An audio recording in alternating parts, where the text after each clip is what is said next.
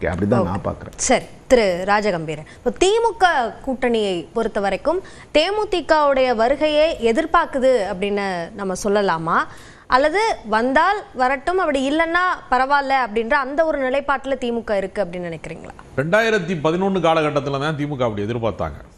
தேமுதிக எந்த திசையிலே செல்கிறதோ அவர்கள் தான் ஆட்சி அமைக்க முடியும் என்கிற நிலைமை அவர்கள் ஒரு 10% வாக்கு வங்கியில் இருந்த காலகட்டங்களிலே நிகழ்ந்தது. அதற்கு பின்பு மக்கள் நல கூட்டணியில் போய் 3வது அணி அமைத்து மிகப்பெரிய மோசமான தோல்வியை சந்தித்ததற்கு பின்பு அவருக்கும் உடல் நலிவுற்றாரு. ஏறத்தாழ கட்சி வெற்றி வாய்ப்பே பெறவே இல்லை. கட்சிக்கென்று சட்டமன்ற உறுப்பினர்கள், நாடாளுமன்ற உறுப்பினர்களையே பெற முடியாத ஒரு நிலைக்கு இப்போ விஜயகாந்தினுடைய மறைவுக்கு பின்பு விருதுநகருடைய நாடாளுமன்ற தேர்தலிலே அவர் அவருடைய மகன் வெற்றி பெறுவார் என்று நம்பப்பட்டது. கடைசியில் சொற்ப வித்தியாசங்களிலே அவரும் தோற்று போனார்.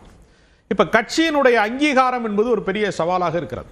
ஒரு கட்சி தொடர்ந்து, ஏன்னா விஜயகாந்த் இருக்கிற போது இருக்கிற அரசியல் என்பது வேறு, விஜயகாந்த் பெயரை சொல்லிக்கொண்டு நடத்துகிற அரசியல் என்பது வேறு. அதனால விஜயகாந்த் தவற விட்ட இடம் எது அப்படின்னு நான் பார்க்குறேன்னா, கொள்கை அரசியலில் அவருக்கு ஒரு பெரிய இதுதான் என்னுடைய கொள்கை அப்படிங்கிறதுக்கான ஒரு அடையாளம் அவருக்கு இல்லை.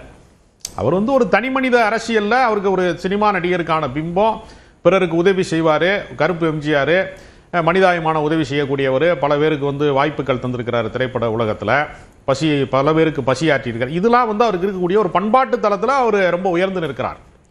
கொள்கை ரீதியாக அவர் என்ன தளத்தில் நின்றார் அப்படின்னு ஒரு கேள்வி இருக்கு. முழுக்க திமுக எதிர்ப்பு தான் இன்னைக்கு ஏறத்தாழ விஜய் செய்து கொண்டிருப்பது மாதிரி ஒரு திமுக எதிர்ப்பு அரசியல் தான் அது இருந்தது. இவ்வளவு வன்மமா இல்லை, ஆனால் திமுக எதிர்ப்பு அரசியல் இருந்தது, அன்றைக்கும் இருந்தது. அதனால பாஜக அதிமுக கூட்டணி கடைசியாக தோல்வி அடைந்த மக்கள் நல கூட்டணியில் விஜயகாந்த் என்று சொல்ல போது எந்த கொள்கைக்கான அடையாளம் அவர் அப்படின்னு ஒரு கேள்வி இருக்குல்ல. ஒரு கட்சி தலைவரை நம்ம நினைக்கிற போது இந்த கொள்கையினுடைய அடையாளம் இதற்காக அவர் வாழ்ந்தவர் அப்படின்னு ஒரு நினைவுபடுத்துவதற்கான எதுவுமே இல்லை. திமுகவும் வேணாம் அதிமுகவும் வேணாம்னு சொல்வதற்கான ஒரு 3வது அரசியல் முயற்சியில் ஒருவராக இருக்கிறார். இப்ப மருத்துவர் ராமதாசனா சமூக நீதி, திருமாவளவன்னா சாதி ஒழிப்பு, ஒவ்வொரு தலைவருக்கும் ஒரு அடையாளம் இருக்கிறது. அப்படி விஜயகாந்த் அவர்களுக்கு ஏதாவது இருக்கிறதான்னு கேட்டா, திரும்ப திரும்ப சாப்பாடு போட்டாரு, உதவி பண்ணாரு, வாழ வைத்தாரு, அதுதான் இருக்கும். நீங்க அரசியல் அடையாளம்னு ஒண்ணுமே இருக்காது.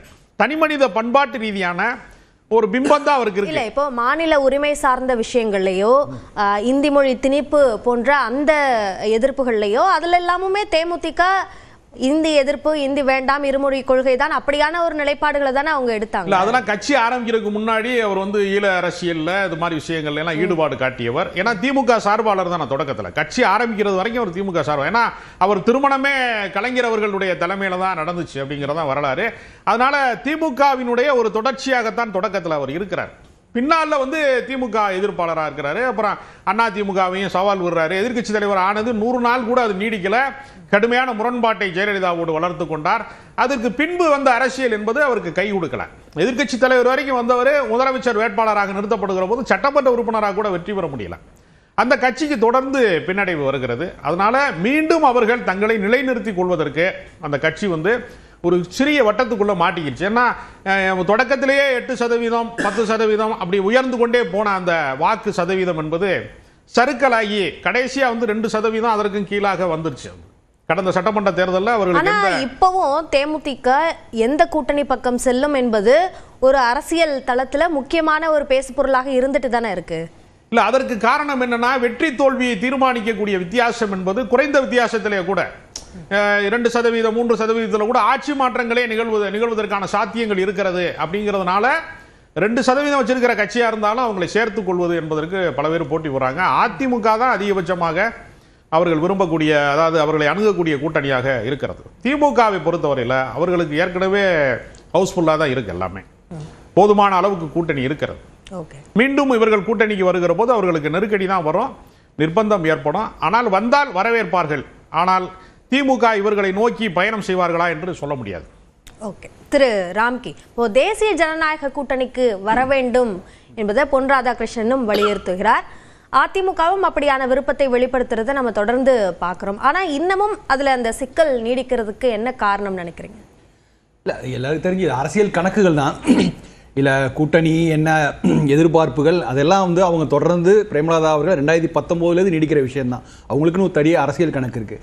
2018 அப்புறமாவே விஜயகாந்த் அவர்கள் அவர் சுயமாக எந்த முடிவு எடுத்தார் அப்படிங்கிறது நம்புவதற்கில்லை. அதுக்கப்புறம் வந்து அவர் சார்பாக அவர் சுற்றி இருந்தவர் எடுத்த முடிவுகள், அந்த முடிவுகள் எல்லாமே ஒரு கணக்குகள் அடிப்படையில் தான், சீட் பேரங்கள் அடிப்படையில் தான் இருந்தது. 2019 கடைசி வரைக்கும் கூட்டணிக்கு வருவாரா இல்லையாங்கிற ஒரு எதிர்பார்ப்பு வந்து 2021 வந்து 2016 வந்து அவரை வந்து முதல்வர் வேட்பாளராக மக்கள் நல கூட்டணி ஏற்றுக்கொண்டது. 2021 பார்த்தீங்கன்னா அவர் தினகரனை முதல்வர் வேட்பாளராக ஏற்றுக்கொண்டு பிரச்சாரமும் செய்தார். அதெல்லாம் அவர் சுயமாக எடுத்த முடிவா அப்படிங்கிறது எனக்கு இன்னும் சந்தேகத்தில் வருதா இருக்கு. ஸோ அதனால இந்த கணக்குகள் எல்லாமே ஒரு அடிப்படையில் ஏதோ ஒரு எதிர்பார்ப்புகள் அடிப்படையில் இருந்தது. நீங்கள் தேசிய ஜனநாயக கூட்டணியில் இடம் பெறுவாங்களா, ஏன் அந்த இடத்துல இழுபறி இருக்குன்னா, இவர்களுக்கு வந்து பாஜக வந்து எந்த அளவுக்கு பாஜக இவர்கள் ஹெல்ப். நீங்கள் 2024 விஜயகாந்த் அவர்கள் இறந்த போது அப்போ ஒரு அனுதாப அலை தான் எடுக்குது. அதாவது விஜயகாந்த் என்பற நண்பர் கூட ரொம்ப தெளிவாக சொன்னாங்க, அதாவது அரசியலை தாண்டி அவர் ஒரு ஏபொலிட்டிக் அரசியலற்ற ஒரு அரசியல்வாதியாக இருந்தார். அதனால இயல்பாக மக்கள் மத்தியில் ஒரு அனுதாபம் இருந்தது. அதை வந்து சரியாக பயன்படுத்தி கொள்ள எல்லா கட்சிகளும் முன் வந்தாங்க. எல்லாருமே வந்து ஒரு இறுதி அஞ்சலிக்கு செய்ய வந்தாங்க, எல்லாம் வந்தாங்க.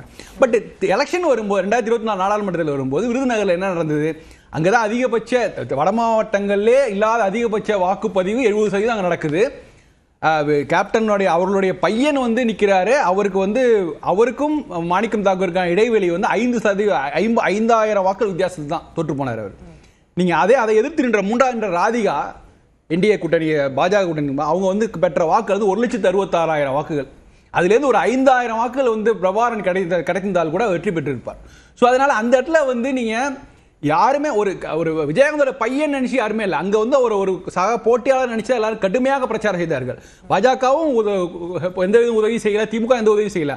அதிமுக கூட்டணி சார்பாக நின்று அவரால் வந்து அந்த இடத்துல கண்டிப்பாக வெற்றி பெற்று விடுவார் என்றுங்கும்போது ஒரு நூலிடையே தான் வெற்றியை நழுவிட்டார். அப்படி இருக்கும்போது இன்றைக்கு அவங்க வந்து யாரை வந்து சக கூட்டணியாக பார்க்குறாங்க அப்படின்னா, ஒரு நம்பகத்தன்மை கொண்ட ஒரு அரசியல் கட்சியாக அதிமுக மட்டும் தான் பார்க்குறாங்க. வேற யாருமே இன்றைக்கு ஒரு 2014 வந்து அப்படியும் அந்த ராஜ்யசபா சீட்ல அந்த நம்பிக்கை இழக்கக்கூடிய ஒரு சூழலுக்கு அவங்க தள்ளப்பட்டாங்க தானே. தள்ளப்பட்டாலும் நீங்க வந்து அதிமுகவை தான் தேண்டி நிற்கிறாங்க. அதிமுக கைவிட்டால் வேற யாரும் 2014 மோடி அவர்களை கொண்டு வந்து தமிழ்நாட்டில் அறிமுகப்படுத்தி எல்லாம் கலத்தினதெல்லாம் விஜயகாந்த் தான்.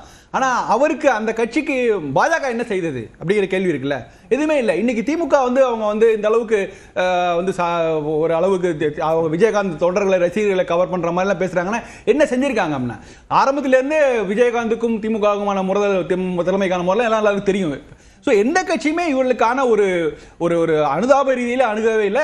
எல்லாரும் மனதிலும் ஒரு அரசியல் கணக்கு இருக்கு. அதை தாண்டி தேமுதிக தலைமைக்கு மிகப்பெரிய அரசியல் கணக்கெல்லாம் இருக்கு. இதை எப்படி சாதகமாக்கிறது, அதாவது விஜயகாந்தருடைய மறைவை எப்படி சாதகமாக்கிக்கிறது தான் அவங்க பார்த்துட்டு இருந்தாங்க. அதுல ஓரளவு நெருக்கமாக வந்து ஓரளவு அவங்களுக்கு ஒத்துழைப்பு கொடுத்தது அதிமுக இன்று வரைக்கும். அதனால தான் அதிமுக போய் நேரில் போய் இன்னைக்கு கலந்துக்கிறார். ஸோ இதெல்லாம் வந்து பார்க்கும்போது அதிமுகவுடன் அவங்களுக்கு ஒரு நல்ல ஒரு இப்போ வந்து அதிமுகவை பாஜக அவங்க வேற பார்க்க முடியாது தானே, அதே மாதிரி பார்க்க முடியாது. ஆனா அவங்க கூட்டணிக்குள்ள பார்ப்பாங்கல்ல. ஏன்னா இது வரைக்கும் பாஜக என்ன செய்தது, பாஜகவால் தான்